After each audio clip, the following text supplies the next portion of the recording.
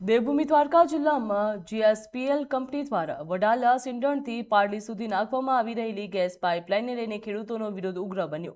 જે આશરે 39 ગામોના ખેડૂતો અને ખેડૂત આગેવાનોએ જિલ્લા કલેક્ટરને આવેદનપત્ર આપી પાઇપલાઇનની કામગીરી તાત્કાલિક બંધ કરવામાં આવે તેવી માંગ કરી. ખેડૂતોનો આક્ષેપ છે કે જમીન, ઊભો પાક, બોર, કૂવો તેમજ અન્ય મિલકતોને થનારા નુકસાન અંગે કોઈ સંયુક્ત માપન કરવામાં આવ્યું નથી.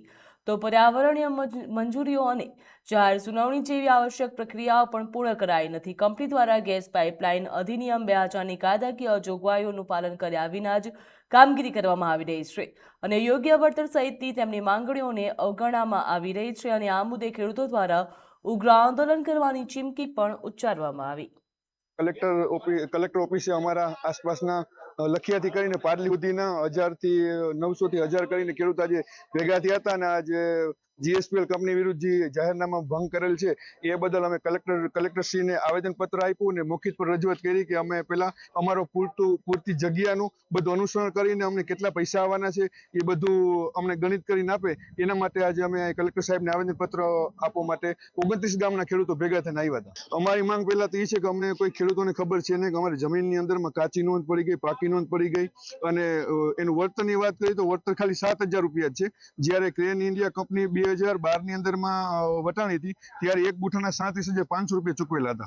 હા, કોઈ રીતના જો કહે તો એક રીતના એને પ્રક્રિયા પૂરી કરેલ નથી. ગામની અંદરમાં હિયરિંગ નથી કરેલી, કોઈ ખેડૂતોને ખબર પણ નથી. અને મારા ગામની અંદર વડાલિયા શહેરની અંદરમાં એવું થયું છે કે હરેક ખેડૂતોને બધાને મારા ખુદના મોબાઈલ નંબર નાખીને નોટિસ અમારી પંચાયતે પહોંચાડી દીધી. રિપોર્ટ એને તૈયાર કરવાનો હોય, એન્વાયરમેન્ટ એસેસમેન્ટ રિપોર્ટ અને એન્વાયરમેન્ટ ક્લિયરન્સ સર્ટિફિકેટ લેવાનું હોય, આ લેવામાં નથી આવ્યું. પબ્લિક હિયરિંગ કરવાનું હોય, પબ્લિક હિયરિંગ કરવામાં નથી આવ્યું.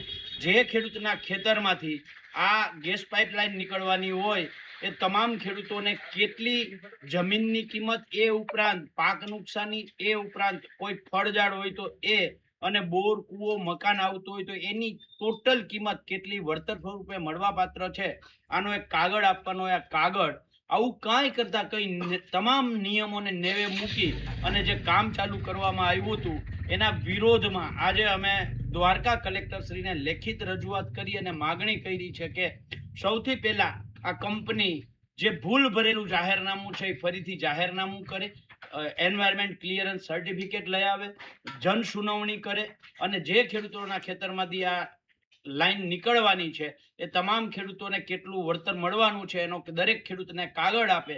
ત્યાર પછી એ કામ ચાલુ કરે એની પહેલા આ કંપનીને કોઈ પણ પ્રકારનું પોલીસ પ્રોટેક્શન આપવામાં ન આવે અને કંપની દ્વારા કોઈ પણ પ્રકારનું કામ કરવામાં ન આવે. આ માગણી સાથે આજે દ્વારકા કલેક્ટરને લેખિત રજૂઆત કરવામાં આવી.